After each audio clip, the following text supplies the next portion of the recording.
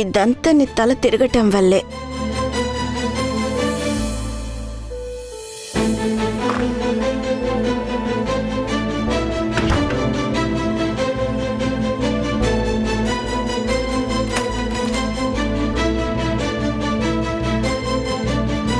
తప్పించుకున్నావు. ఈ రాజు పేరు ఎక్కడ విన్నాను? పైగా రాజు నీ కోసం అన్ని చోట్ల వెతుకుతున్నాడు. నువ్వు గనుక వాడి దగ్గరికి వెళ్ళకపోతే వాడే వచ్చేస్తాడు. ఆ మ్యాంగో అతను కూడా రాజు అనే పేరు చెప్పాడు. ఇతను మాటికి తినకెందుకు కాల్ చేస్తున్నాడు?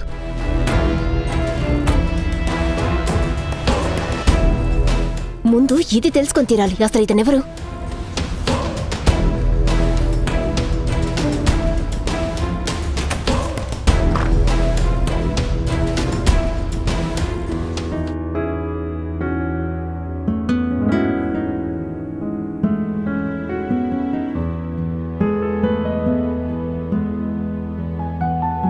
రెడ్దా లేక వైట్దా? 2 పెట్టేద్దా. ఒక దానిలో రెడ్, ఒక దానిలో వైట్.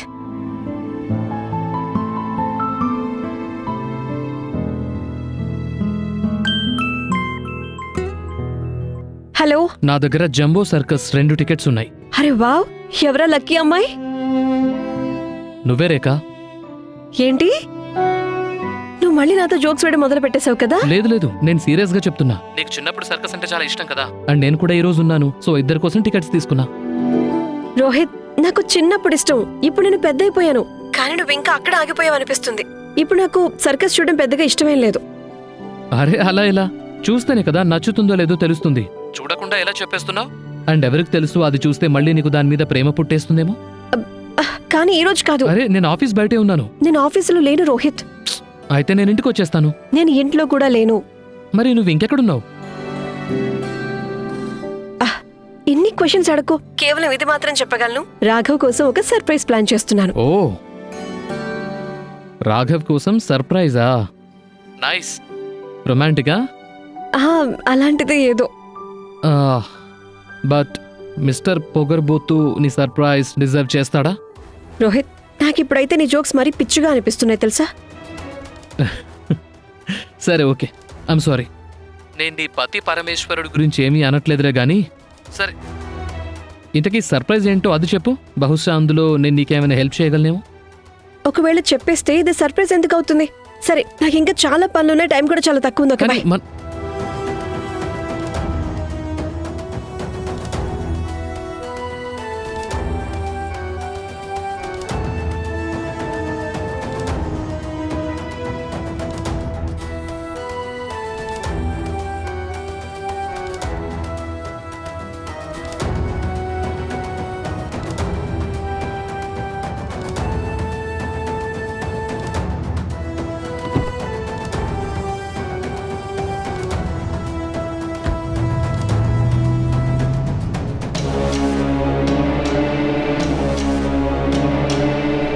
ఇప్పుడు నాకు ఆ కరెక్ట్ రూమ్ నెంబర్ కావాలి.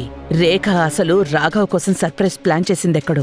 కాని శైలజ, ఈ విషయాన్ని రేఖ నుంచి చాలా తెలివిగా బయటికి రాబట్టాలి.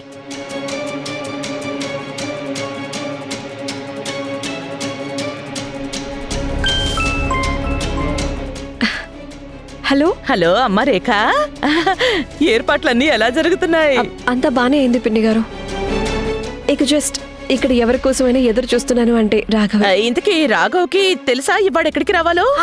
నేను అన్ని డీటెయిల్స్ అండ్ అడ్రస్, రూమ్ అన్ని పెట్టేశాను. ఆయన చూసిన వెంటనే ఇక్కడికి వచ్చేస్తారు అని ప్రాపర్లీ ప్లాన్ చేసి పెట్టాను. ఓహో రేఖ, నువ్వు సర్ప్రైజ్లు ఇవ్వడంలో ఇంత ఎల్కేజీలో ఉన్నావేంటి? ఇలా ఎవరైనా చేస్తారా? మరెలా చేస్తారు పిన్ని గారు? ఇవన్నీ నాకు వదిలేసాయి. నేను రాఘవకి సరాసరి అదే అడ్రస్ లో పంపిస్తాను. నువ్వు రాసిపెట్టిన దగ్గరికే, ఆ పైన ఒకదాని తర్వాత ఒకటి ఏం చెయ్యాలో నీకు చెప్తుంటాను. ఎంతైనా నాకు చాలా ఎక్స్పీరియన్స్ ఉంది కదా మీ ఎవర్ గ్రీన్, ఎవర్ రొమాంటిక్ బాబాయ్ గారితో. చెప్పండి.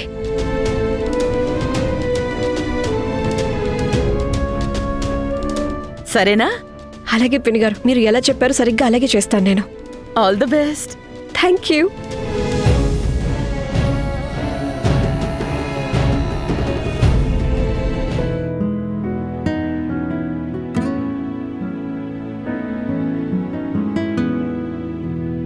అత్తయ్య రాఘవ నువ్వొచ్చి మంచి పని చేసావు. నాకు నీతో ఒక ముఖ్యమైన పనుంది అత్తయ్య నాన్న. రేఖ ఏమైనా కాల్ చేసిందా? తను ఎక్కడుందో మీకేమన్నా తెలుసా? నాకా?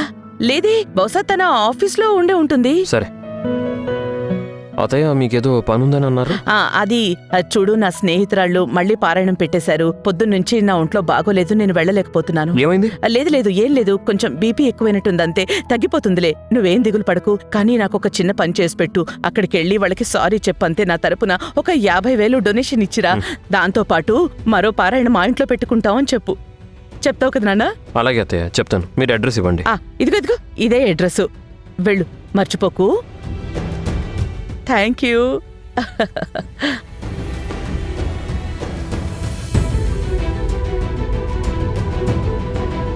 ఇప్పుడు మొదలవుతుంది అస్సలైన మజా.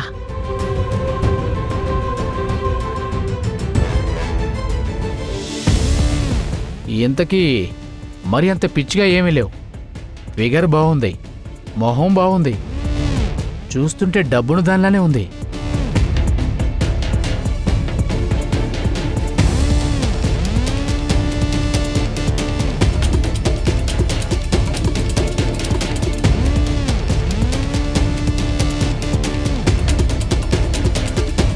నువ్వు రాజువా?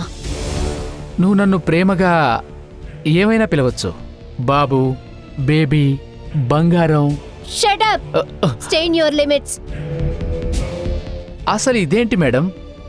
ముందు నువ్వే నన్ను ఇంత రాత్రి ఇక్కడ ఒంటరిగా కొలమని చెప్పావు. ఇప్పుడు నన్ను నీకు దూరంగా ఉండమంటున్నావా? ముందు నీ చెత్త వాగుడాపి నీకు బబ్లీ ఎలా తెలుసో ముందు అది చెప్పు.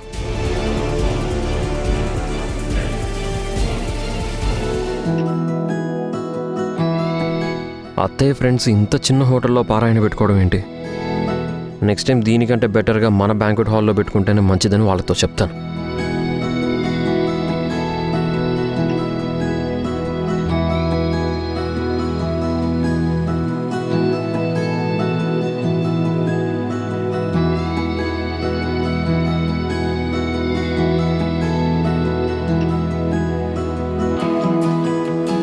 రాఘవ వచ్చే టైం అయిపోయింది.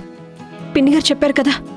ఎలా అయితే రాఘవ వచ్చే టైం అయ్యేసరికి మొత్తం లైట్స్ అన్నీ ఆఫ్ చేసేసాయి. ఆ తర్వాత తలుపు తెరవగానే నువ్వు సరాసరి రాఘవని గట్టిగా హగ్ చేసుకో.